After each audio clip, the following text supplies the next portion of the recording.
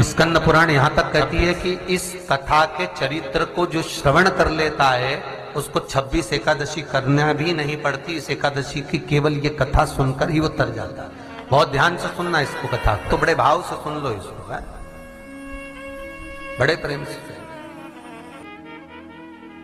इसलिए सारी एकादशियों में निर्जला एकादशी की महत्वता शास्त्र प्रमाण करता है महाराज। निर्जला एकादशी का उद्यापन जो करा जाता है, उसका उद्यापन और प्रदोष का जो उद्यापन करा जाता है, इन दोनों का क्रम लगभग एक जैसा ही। तो निर्जला पहुंचे है, और निर्जला ने जाकर भगवान नारायण से निवेदन करा। भगवान विष्णु ने पूछा, क्या बात है निर्जला, आज तुम खेलती हुई यहां पर आकर खड़ी हो गई, क्या हुआ, क्या है? क्या तुमको गौलोक धाम में आनंद की अनुभूति नहीं हो रही जो तुम बैकुंठ में आई? निर्जला घूमती घूमती भगवान के सम्मुख में पहुंच गई।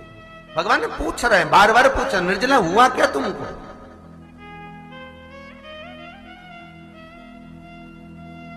ए निर्जला, ए एकादशी, हुआ क्या है तुमको? क्या कारण है तुम्हारे यहां आने का, बैकुंठ पहुंचने का?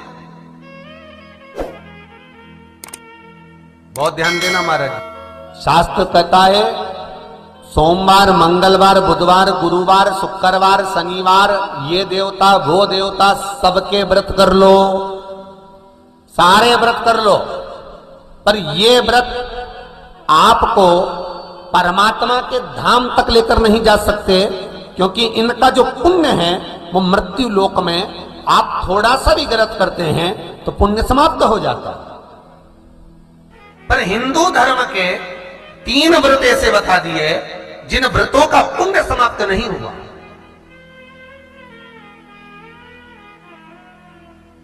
हिंदू धर्म के 3 व्रत ऐसे हो गए जिनका पुण्य समाप्त नहीं हुआ महाराज, जिनका पुण्य प्रबलता में बढ़ता गया। पहले नंबर पर एकादशी, दूसरे नंबर पर प्रदोष,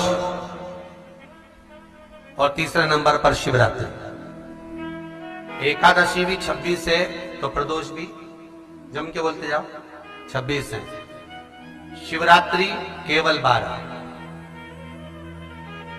केवल 12, और अगर अधिक मास की पड़ जावे तो ये 13, पर अधिक की आय तो 13 है।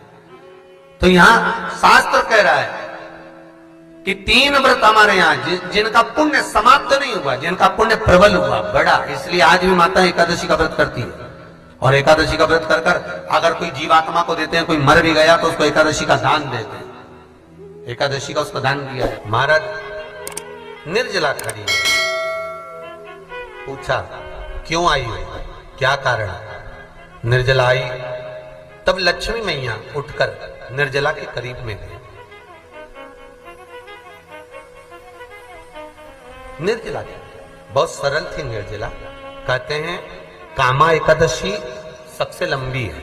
कौन सी एकादशी? कामा। फिर मोक्षदा उससे नीची है महाराज। और निर्जला जो है बिल्कुल छोटा स्वरूप है। निर्जला का मतलब देखा जाए तो केवल 2 चोटी करी हुई है। मस्तक पर भोर लगा हुआ है निर्जला के, माथे पर बिंदी लगी हुई है निर्जला के, सुंदर गले में तुलसी की मालाएं पहनी है निर्जला, हाथ में जो हाथ फूल जैसी माताएं पहले पहनती थी, आपको ध्यान में होगा, ऐसा बड़ा फूल होता था, अंगूठियां पड़ी होती थी, हाथ में ऐसा लगा रहता है। तो निर्जला हाथ फूल भी तुलसी के धारण करी। बड़ा सुंदर स्वरूप है माता निर्जला का महाराज। छोटी है तो माता लक्ष्मी उनके पास में गई और निर्जला से जाकर पूछा, निर्जला तेरे आने का कारण क्या है, तू बता। नारायण आपसे पूछ रहे हैं कि क्यों आई हो, किस लिए आई हो, क्या है तुम्हारे आने का कारण? निर्जला ने कहा, मेरी विनती केवल इतनी सी है मां, कि मैं ये चाहती हूं कि मैं जीव के प्राण छूटने के बाद उसके प्राणों को जिस समय मैं लेकर जीवात्मा के प्राणों को परमात्मा तक भेजूं, बैकुंठ तक भेजूं, गौलोक धाम तक भेजूं, उस बीच में मुझे ले जाते समय कई नरक भी बीच में पड़ेंगे, कई स्थान ऐसे बैतरणी आदि के स्थान बीच में आएंगे, तो वो स्थान में मुझे रोका ना जाए। मैं सीधे भगवान के धाम पहुंच जाऊं। ऐसी कृपा, ऐसी दया। जितनी भी माताएं एकादशी का व्रत करती, बहुत ध्यान से सुनना आज की कथा को। शायद जिंदगी में मिली ना मिली, पर ये कथा का रिश्ता तो बहुत ध्यान से सुनना। स्कंद पुराण यहां तक कहती है कि इस कथा के चरित्र को जो श्रवण कर लेता है उसको 26 एकादशी करना भी नहीं पड़ती। इस एकादशी की केवल ये कथा सुनकर ही वो तर जाता है। बहुत ध्यान से सुनना इसको, कथा को। सबसे पहला नियम एकादशी व्रत का, सबसे पहला नियम है कि आप जिस दिन व्रत करो उसके एक दिन पहले भक्ति का संचार इस हृदय में करो।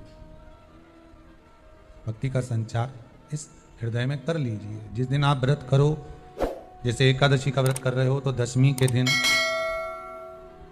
शाम का समय जब आवे, रात्रि जब होने लगे, शाम का समय आवे और रात्रि का आप जब भोजन ग्रहण करो तो उस भोजन में कोई ऐसा पदार्थ ग्रहण मत करिए जिस पदार्थ के कारण आपकी एकादशी बिगड़ जाए। कोई बेकार भोजन में ग्रहण नहीं करना, श्रेष्ठ भोजन ग्रहण करिए दशमी। और एकादशी का दूसरा नियम बहुत ध्यान से सुनिएगा। जिस दिन आपकी एकादशी का व्रत हो उस दिन प्रयास करिएगा कि अपने हाथ से किसी भी वृक्ष की कोई पत्ती टूटे ना। अपने हाथ से किसी भी वृक्ष की, पौधे की, किसी भी वृक्ष की पत्ती अपने हाथ से ना टूटे। बहुत ध्यान दीजिएगा महाराज। एकादशी का ये दूसरा नियम है कि अपने हाथ से किसी पौधे की, किसी वृक्ष की, किसी डाली की कोई पत्ती टूटे ना, कोई पत्ती ना टूटे, इसका प्रयास करिए।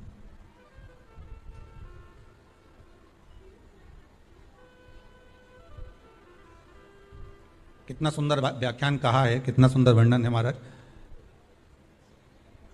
कि मात्र एकादशी का व्रत कर लेने पर, मात्र एकादशी का व्रत कर लेने पर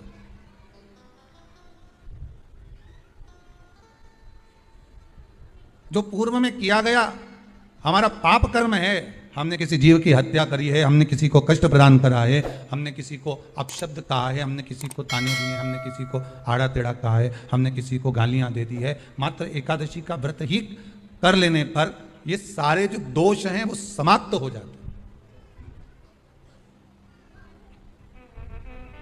सारे दोष हमारे समाप्ति पर आ जाते हैं।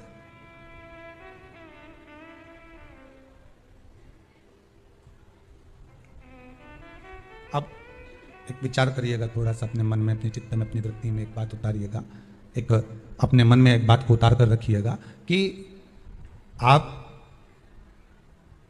अपने पाप को, अपने पाप कर्म को जिस दिन क्षीण करने वाले हो, समाप्त करने वाले हो, अपने पाप को आप जिस दिन समाप्ति पर लेकर जा रहे हो तो उसके एक दिन पहले आपको प्रसन्नता होना चाहिए कि नहीं होना चाहिए कि कल मेरा पाप कटने वाला है, कल मेरा पाप समाप्त होने वाला है।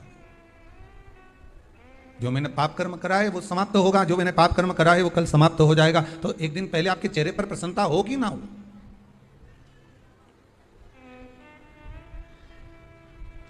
और चेहरे पर वो प्रसन्नता आपके आना चाहिए कि कल मेरा एकादशी का व्रत है, आज दशमी है, कल एकादशी का व्रत है, तो कल मेरी जब एकादशी का व्रत रहेगा तो मेरा ना जाने कितना कितना पाप, कितना असत्य, कितना झूठ, कितना प्रपंच वो समाप्त हो जाएगा। इसमें मुझे प्रसन्नता हो, इसमें मुझे आनंद था।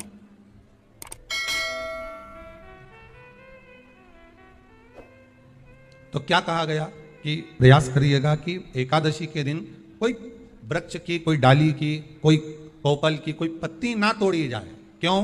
तो कहा अगर उस पत्ती को हम तोड़ देते हैं, वृक्ष की पत्ती को या क्यारे में लगी हुई कोई डाली की पत्ती को हम तोड़ देते हैं तो एकादशी का पुण्य फल प्राप्त नहीं होता, एकादशी का कोई फल हमारे खाते में नहीं जाता, पुण्य फल प्राप्त। अब फिर भले तुम, चाहे तुमने मोरधन खाया हो, चाहे तुमने फिर चिप्स खाई हो, चाहे तुमने फिर व्रत का कितना ही सामान खा गए और तुमने सोचा कि आज मेरी एकादशी है, तो फिर उसका कोई फल प्राप्त नहीं है, उसका कोई सुख प्राप्त नहीं है आपको।